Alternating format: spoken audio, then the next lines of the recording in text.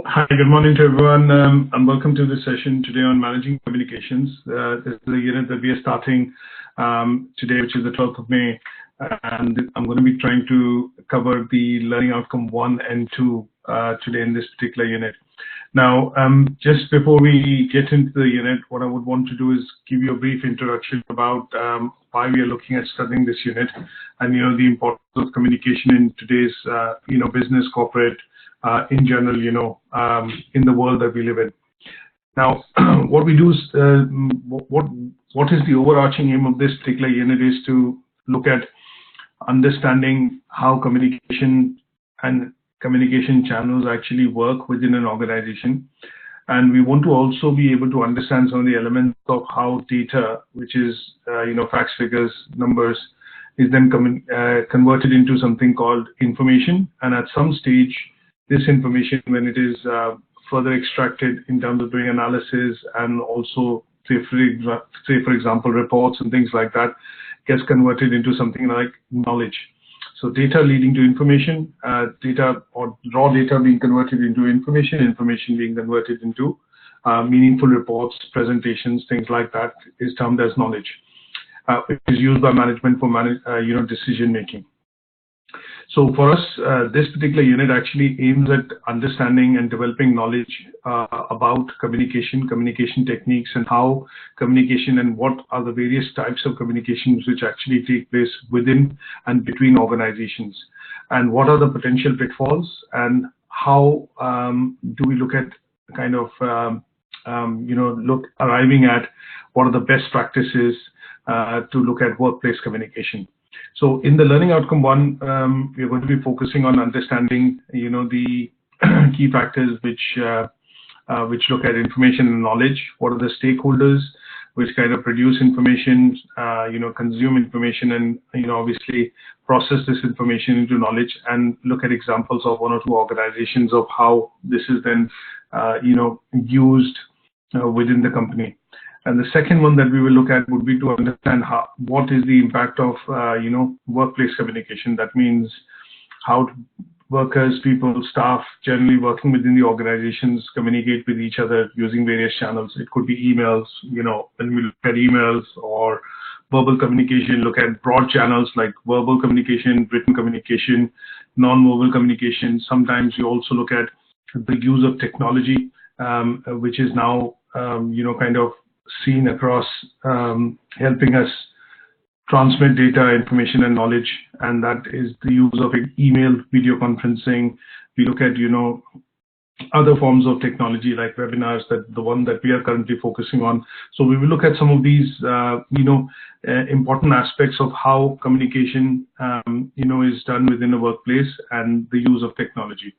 So let me start by focusing on the. In this case, what we do is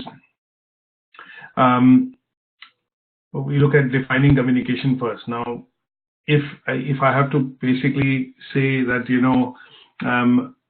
what is the process of communication, sometimes what we will say is communication is nothing but it's a means of interaction between different kinds of people, and they could be for various reasons.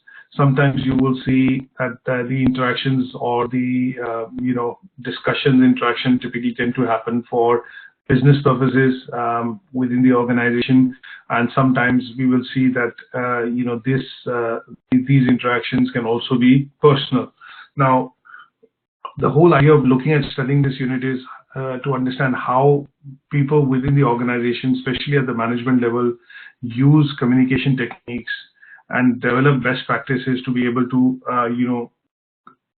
interact and then send across important pieces of information to workers, staff, employees, and at the end of the day, use communication as a channel to get work done, to get things done, or to achieve goals, aims, and objectives. Now, in terms of some of the key things that we will look at would be to understand, how different stakeholders, what is the process of communication first, and in process communication, we will also look at stakeholders. Now, one of the things that we will look at would be, if I have to define, say, the process of communication, or what is communication within an organization. So when we say interactions or process of interactions, that is more or less, when we are looking at doing it for personal reasons, informal chats and things like that. But when we look at from a workplace perspective, we define it as the process by which information is exchanged and understood by two or more people, and it is usually intended to either motivate, get some work done, influence behavior or attitudes or, opinions within the organization. So it will be safe to say that sometimes we say managers, on a daily basis, 80% of their job typically is direct communication with their colleagues, peers to get work done. And sometimes you will see that some part of the communication in a workplace happens in the form of meetings, seminars, get-togethers, emails and things like that. So it is all about, you will see that there's an essential element of communication or the process of transmitting information happening from the manager to the workers, to the employees, to the peers. Now, this slide basically talks about, how somebody could look at using information coming in from external and internal sources and then direct it accordingly to people within the organization for which they might have use for it. So in this case, external information channels could be channels like news, could be like bulletin, you get a newsletter, you get an email. Internal channels could be things like memos, internal emails which are circulated by HR or various departments. And then when they reach the manager, say a department head or a manager, he then has to filter what part of that information or that communication needs to go across to which part of the employee for getting the work done. A simple example that I would take here would be, say, for example, if in the HR, for example, in the organization sends across an email to the department manager saying that if this month, the targets are achieved by the employees in terms of, say, for example, sales target, they will end up getting an additional 10% bonus. Now, this communication comes into the department head or the manager, and he or she at that point in time needs to decide how this information needs to be disseminated to his, colleagues or his peers within his department. And some of the information that he or she diverts could be purpose directed. That means it is primarily intended to some individuals he feels or she feels that, they are able to achieve. So this will act as a motivator. In some cases, that communication will be used on a strategic reason to basically motivate employees to try and reach the best of their potential and achieve their goals. And in some cases, he or she will actually use certain channels wherein she will, or he or she, the person will basically work on the information to convert it into some sort of, a more convincing proposition and motivate them to be able to use this as an incentive to achieve the targets this month. So let's look at some of the other slides. So coming to the process of communication, this is something we need to understand. Now, there are three parts to the communication process. Like I'm speaking, I'm using technology in the middle, which is processing, and then you on the other end are receiving my message. And then at some stage, if you ask me questions or you stop me and you ask me any queries, you are basically providing me feedback, which is coming back to the sender. So the process of communication involves essentially four channels or four parts. One is the sender, which is me, then the channel through which it is happening, that means the transmission through which it is happening, and then on the other end is the receiver. But the whole process or the loop gets completed when the feedback from the receiver is coming back to the sender. So this is what is actually depicted here in terms of the channel, and that is what kind of forms what you call the communication model. Now, over this model has expanded. There are lots of different types of models, and for which I'll send you a handout. Over the years, like Berlow's model, there are various communication models which are invented, and from time to time, over the years, one of the models which is stuck now is the modern communication model. Now here, in terms of various channels that we use, which is the transmission medium we use, we can transmit information using this medium. Now, when we look at the transmission, what we are basically looking at is that if I have to send communication across or any sort of information across, I can use various mediums to send that across. One could be memos, letters that we understand. You could pick up the phone and talk to the person. Sometimes you will see within organizations there are formal, boards or notice boards which are put up wherein there are monthly newsletters or announcements being put. Electronic mail, which is basically email, is what we use very commonly today. And then sometimes you will have face-to-face communication as well. And these channels of communication are then defined on the basis of richness. Now, when I say richness, means sometimes you will end up getting immediate feedback, sometimes you'll end up getting late feedback, and this kind of a thing tends to happen when sometimes you'll have the communication one-on-one. If you're having one-on-one, the feedback is instant. You're able to see the person visually, see the person. You can also comprehend and see the body language, and then because this is between two people or a group of people, the communication tends to be very personal, and there is a quick and effective feedback.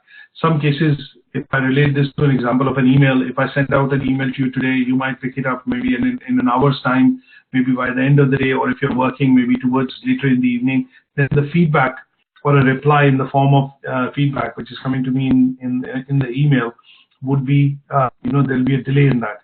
So basically, when we look at communication, sometimes, you will see managers in organizations will actually pick up an appropriate medium for you to communicate or send across some pieces of information. So this is where it is becoming important within organizations, is that sometimes when you have to, appropriately choose a channel to be able to send across that message, because you want to get maybe a response or a feedback, depending on how quick a response or feedback you want with regards to that. Now, the other things that we use and we've understood is that from time to time, communication is also used as a medium to persuade and influence people. So sometimes you will see a form of communication is written in the form of a letter or an appeal, or maybe some sort of a letter which is worded in a way where they want to generate support. Can also be done if it is communicated, the message is communicated appropriately. So one of the key things from this particular slide that we look at is that you will see it is an art that communication is sometimes used as a channel to persuade and influence people or workers within the organization. Now, very briefly look at one or two slides which I want to draw your attention towards. Now, there are different forms of communication. There is verbal. That means, like I'm doing this communication right now, it is verbal and visual.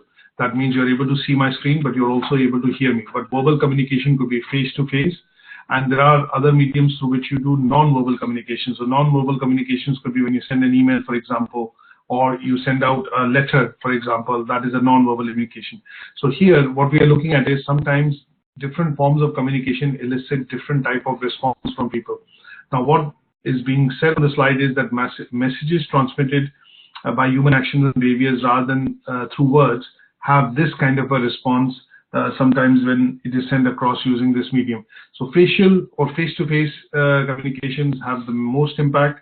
Vocal communications, like you speak on the phone, like we're doing through a webinar or a video conferencing wherein audio and video both is involved, has 38% impact.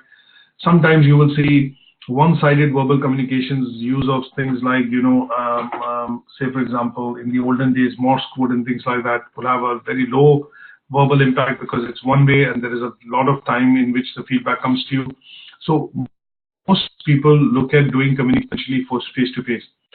Now, generically speaking, let's understand what are the various stakeholders which are involved in this process of, communication. Now, communication involves, when I say sender, message, encoding in the middle, and then or transmission in the middle, and then receiver at the other end. So sometimes when I'm speaking, the sender is talking, but the receiver is primarily listening.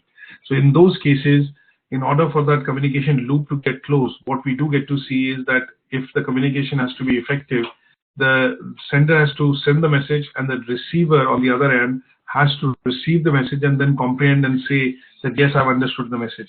So let's look at various stakeholders. Now, just as an example, now stakeholders, what are stakeholders? Stakeholders are people who are involved and have some sort of a stake within the organization. Stakeholders could be employees, suppliers, it could be government, board members, directors, or management, and these are all stakeholders. Now, when we look at stakeholders within the organization, what do we see is that these stakeholders make or help in making some decisions. Some of them are involved directly and some of them are involved indirectly.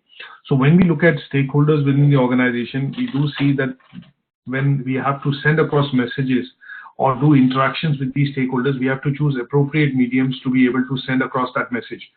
Now, stakeholders can also be shareholders. They can be, as I mentioned, company employees. They can be management. They could be, investors. They could be customers, suppliers, and so on. Now, depending on the interest within the organization, some of these stakeholders need to be communicated appropriately. So what we will do is we will divide stakeholders into two types, internal and external. Internal are the ones which have the decision-making power within the organization, and external would be the one which have the ability to kind of influence the decisions being taken. And they are the ones which basically look at different sources of information to be able to then, pass that on or influence those decisions being done in the company. From an example perspective, investors, people who are investing into the company as shareholders, need what kind of data? They need financial data, things like profitability, things like margin, return on investment, this kind of data to be able to make investment into the company or buy shares of the company. On the other hand, if I look at an internal, stakeholder like an employee or somebody like say a management, somebody in management, what they need is information within the company. That means information about the performance of the company, things like, what is the manufacturing cost or bill of material, or for example, they look at the salary cost and things like that to be able to make effective managerial decisions to keep the company profitable. So here, some information, sometimes you will see from an internal perspective, you will see internal stakeholders need different type of information and external stakeholders need different type of. Now, when we talk about, the channels through which we send this across, we talk about formal channels of communication. Now, there are 2 or 3 types within the company. Sometimes you will see that you have what is called the upward channel of communication. And sometimes you will see that there is a downward channel of communication. So, and the last is, we will also see sometimes there is a horizontal channel of communication across the company. Now, these 3 different channels look at 3 different situations when they are used. The upward channel is primarily used when the workers are facing a problem. For example, they have suggestions that they can put forward for improvement. Simple example here is that a lot of organizations are now looking at, conserving electricity or saving electricity. Saving electricity means they can help reduce the carbon footprint of the company. So in most companies, this originated as an idea from people who are working within the shop floor or within the retailing space. They said that when we leave the store, we should switch off the light, make sure that the kettle is off. And these initiatives started off as small suggestions coming in from the employees working at the floor level or at the basic production floor. And then these suggestions went upward. And then at some point in time, they were adopted as policies after the management saw the merit in them. So which, the communications came from the bottom, or maybe the people within the floor level, and then it went upwards to management to be accepted. So other forms of upward communication could be things like grievances, disputes. For example, if a customer has a dispute and they want to return the product, sometimes what you will see is the person in the front desk or the till will actually need a manager's authorization to take that decision. So the information from him goes in terms of, he says, okay, can I go and have a word with the manager and come back to you if you don't mind? Or if you give me a couple of minutes, they go discuss with the person in the hierarchy to which they report to, for example, his or her line manager, and then they get a decision, come back and then communicate to the customer. So this is an upward form of communication. Downward form of communication normally happens when we see policies, procedures, we see goals and objectives, long-term vision and mission of the company being translated down to employees from the management or the board of directors or the governing board of the organization. So here the annual targets, for example, which are set by the organizations, are then communicated downwards to all the employees, all departments, and then we see a downward form of communication, like an important notice, for example, an important occasion, an important product launch within the company. There will be an announcement by the management, by the chairman or the CEO, and that would basically be downward communication. At the working level, when we see departmental working levels, what we do get to see is that there is horizontal communication. And in that, basically what happens is when I communicate with my own peers or my own colleagues within the same department, if you look at various companies and you assume, say, look at one company, for example, say a college, and in that, when most of the tutors or teachers talks about themselves and update or, talk about the progress and, various things about the teaching and learning, having something which is called an horizontal communication. And that is because it is looking at updating, uprising, looking at solving problems themselves, or, looking at handing over, taking over, and those kind of things which are basically involved in the coordination aspect of running a function or a department will be then classified as something called horizontal communication. So these are some examples that you can look at when we talk about, downward communication, as I explained. So one of the good examples could be to look at, the annual plan, or the, say, for example, the goals and targets which are given by the management or set by the management are communicated downwards. The job description, for example, when you get inducted into an organization from the HR department, you're given a job description, or if you are given some instructions to be able to carry out a job, would basically be downward communication.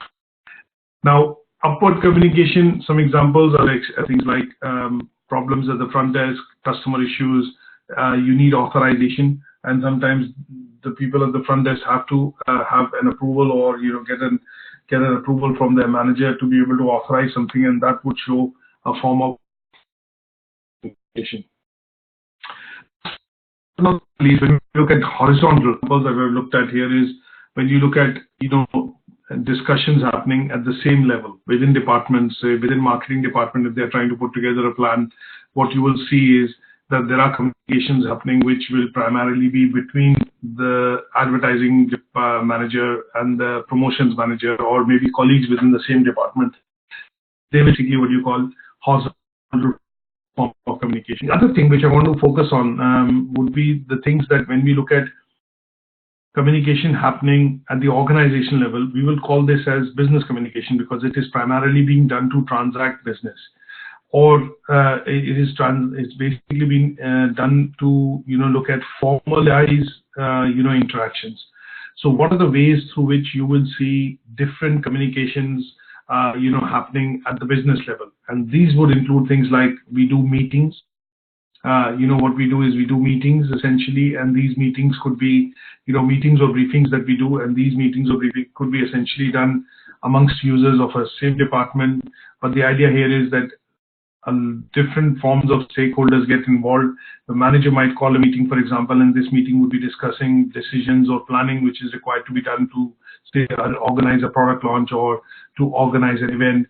And in this case, what you will see is there is upward, downward form of communication happening, because the employees will get direction from the manager will get some suggestions from his staff, and then they will try and arrive at a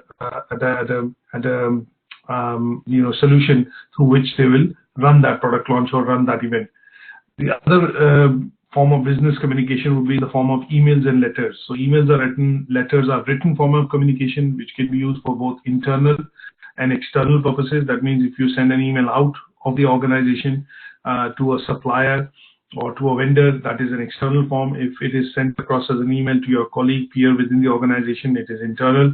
Now, these communication can be used to convey messages, updates, and things like that, which are related to, for example, if you're doing an event.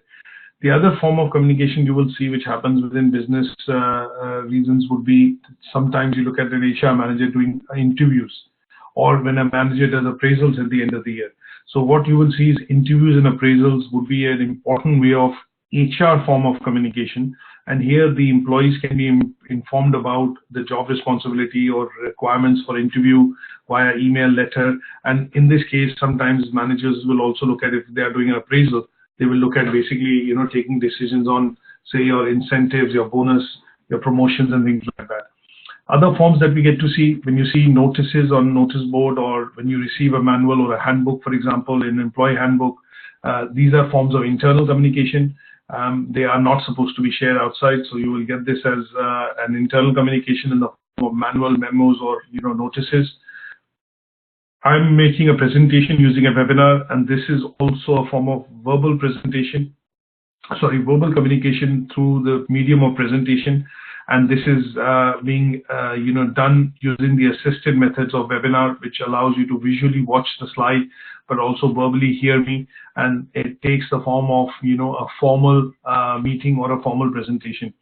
And sometimes when large groups of employees, staff, or people go into a training then can also be a form of business communication, but in this case training is considered as a downward, utilizing the downward form of communication, because the trainer is essentially providing the source. A trainer is essentially the source of the information, and the employees or the people attending the training are basically receiving that knowledge from the trainer.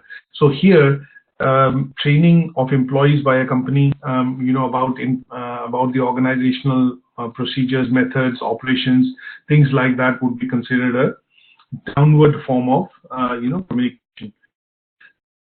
So when we look at some of the other slides together, which you can go through, is things like personal form of communication, which could be sometimes when you do within the organization, two colleagues are having a conversation, either you convince him, you're having a discussion, brainstorm, and they also will form some sort of clusters. Now, the other thing that I want to look at very briefly would be barriers of communication. What are the barriers? What are the potential, things which will kind of block communication happening across various channels? So here, when we look at, because we are talking about managing communication and the context is primarily official in terms of business or an organization, what we want to be able to look at is that what is the goal of business communication? It is to transmit information or information and knowledge to different stakeholders within the organization. And when we do not see this happening, what we say is that there is a potential barrier, or there is something which has blocked that communication. A simple example which I'll give you is when we talk about potential barriers, and take an example of an email. You send an email to somebody, but the email has not reached the recipient. So what could be the reasons why the email has not been received? One could be that the email has bounced back. You've done a typo error in terms of typing the name or the address of the email. It could be that the email has been delivered, but it has gone into the junk or the spam folder, and the receiver has not received the email in the inbox, and that's why you will say, okay, the email has not been received. Can you resend it to me, please? So when we see these kind of situations happening, wherein when you're using an appropriate medium to transmit communication or transmit knowledge or information, and the other person, which is the intended recipient, does not end up receiving that piece of information, then we say that, okay, there is a barrier in communication. That means it has not been received. And in this case, what we look at is we understand, then we will need to try and understand what are the different types of barriers. So when we talk about communication and type of communications, we talk about verbal, we talk about written, we talk about non-verbal. So there are barriers which are there in different forms that we use are also different. So say, for example, barriers in the case of verbal communication could be when I write, say, for example, when I'm doing verbal communication using presentation right now, here there could be a barrier which could be technology. If sometimes you're not able to hear me clearly, or there is no clarity of voice in terms of you receiving at your end, and sometimes if you see that there's a bit of a distortion in the voice, then this is a technological barrier in the communication that I have identified. You will also see sometimes when verbal communication is being done, say, for example, telephone lines, video conferencing, webinars, they undergo a routine performance maintenance or performance checks, because these channels have to be actively maintained to ensure that they are able to deliver when they are used for the process of sending and receiving information. So in this case, if they are not properly maintained, you will see that they will tend to become a barrier. That means the information might not be transmitted on time or as intended, and these are then termed as barriers. So the barriers between sender and receiver in the case of verbal communication would tend to be a barrier which blocks the information going through. Now, if the information being transmitted does not have a clarity in terms of right meaning, then in that case we could also say that sometimes when the messages go across, they seem to be ambiguous. They do not have a clear message in the information itself. Then we can also say, if that is the case, then that, because it's being sent through as a written message by email, letter, memo, notice, whatever it is, if it does not have clear action points in terms of what needs to be achieved, then we say that there is a lack of clarity in the written message. Say, for example, if I send an email, a manager sends an email to the employees to say, okay, we are doing this, we are doing this, we are doing this, and then this email basically is a form of information going across to the employees, but the manager has not written what needs to be done using this information. So if written message is sent across but does not have clarity, does not clearly define the objectives or the goals which have to be done or achieved, then in that case you will find sometimes the communication, the written communication does not achieve the intended outcome, and this can also be a barrier. So for example, use of a lot of technical jargons, use of ambiguous words, use of acronyms in the communication might hamper this to be fully understood by employees on the other side or on the other hand. Now, technological barriers are easy to understand because sometimes you see that there's a poor connection. You're trying to have a video conferencing or a FaceTime or things like that, and sometimes you do not have the good bandwidth. You would say there's a poor connection, and that means there is a barrier. That means you're not able to transmit video and transmit voice, and those could be technological barriers. Now, the other barriers that we also look at sometimes would be barriers that we face, which are primarily because of when non-verbal communication happens. That means you are basically, say for example, sending a written message, and that written message or a letter which has been sent in the post does not arrive on time. So in that case, that barrier primarily seems to be delay in terms of that information, letter, memo being received, and that could be because of various reasons. It could be, delay in the postal system, things like that. That would also be a physical barrier. So essentially, when we look at, the process of communication, we're trying to understand what are the different barriers that you can face or have when you are using, some of the channels to communicate information, knowledge to stakeholders. So some of these barriers could be, barriers which are technological. It could be barriers which are primarily in, interpersonal. Some of them could be barriers which are because of, right message not being communicated. And those are what are summarized here on this table. So barriers, when I talk about interpersonal, they could be individual. That means the person, sometimes you're trying to have a civilized conversation or have a conversation with an individual. The person on the other side seems to be quite aggressive, does not give you the opportunity to speak. Then those are interpersonal barriers that you will see, wherein the person on the other side needs to have the patience to also give other persons in the conversation a chance to speak. Barriers could be because of channels and media. So these could be different channels. If you're using verbal, non-verbal, written, then technological. So media could be technological. And then what sometimes we also see is, barriers which could be because of semantics. That means knowledge of others and others' perspective. And that could be something which is to do with, barriers on that side. Now, in terms of sometimes, let's put it this way, sometimes looking at, workplace communications. Let's summarize. So when we look at workplace communication, there are three things that we look at. One is the medium. Communication is a process, what it involves, different models of communication. We look at who are the stakeholders of communication within and then to a certain extent, what we look at is communication is being current, using what channel, and then how quick is the feedback being received from the receiver. And the third thing that we looked at today was basically to understand what are the potential barriers which could affect communication having, which could affect you having the interaction or you having the communication with the intended person.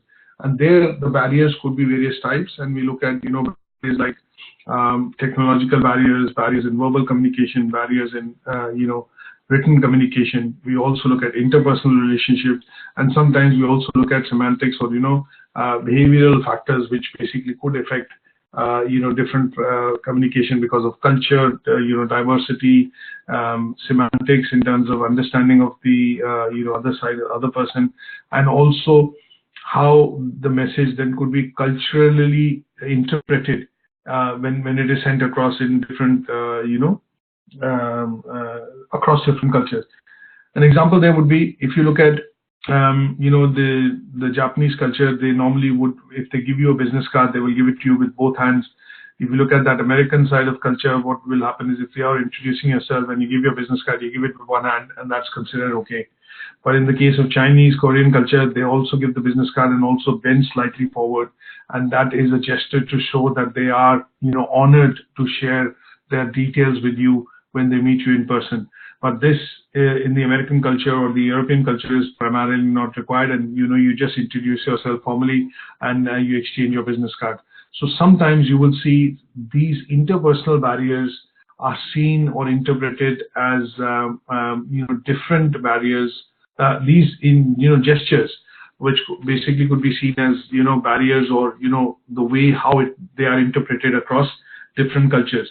Which essentially means that sometimes an organizational culture will be influenced by the cultural diversity or the geography in which they are located, and you will see that the dress up, the style, the body language also plays an important part in that aspect.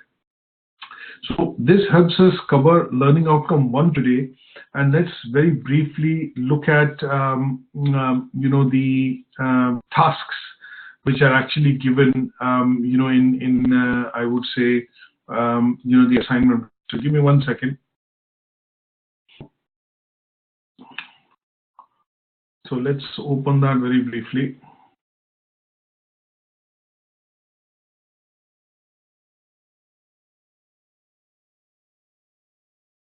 Okay, so what I'm going to do is,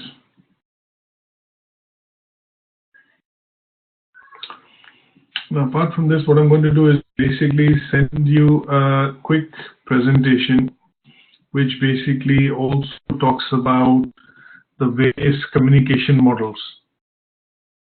And those communication models that I want to primarily talk about would be for you to understand a bit of a background on the various models and how communication channels have evolved actually over the years. So let me just very briefly see if I can quickly open that.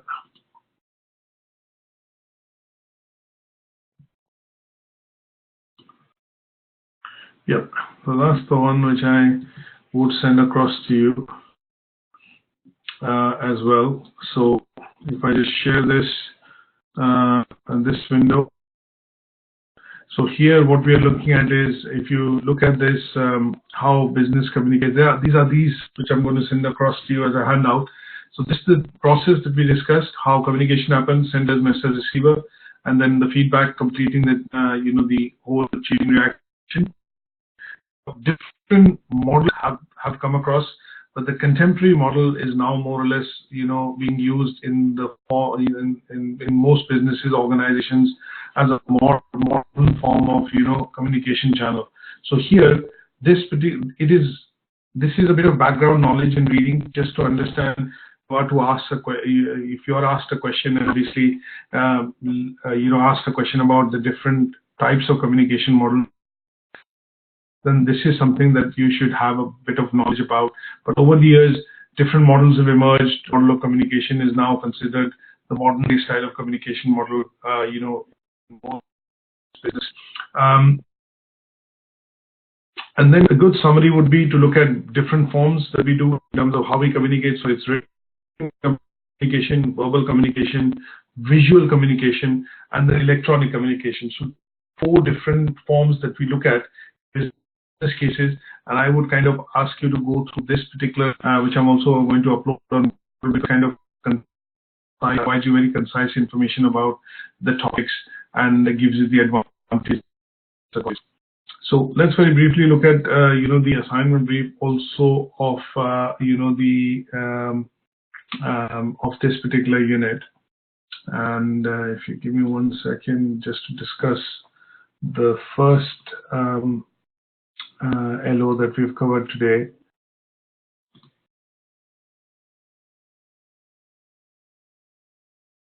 Just give me 1 second.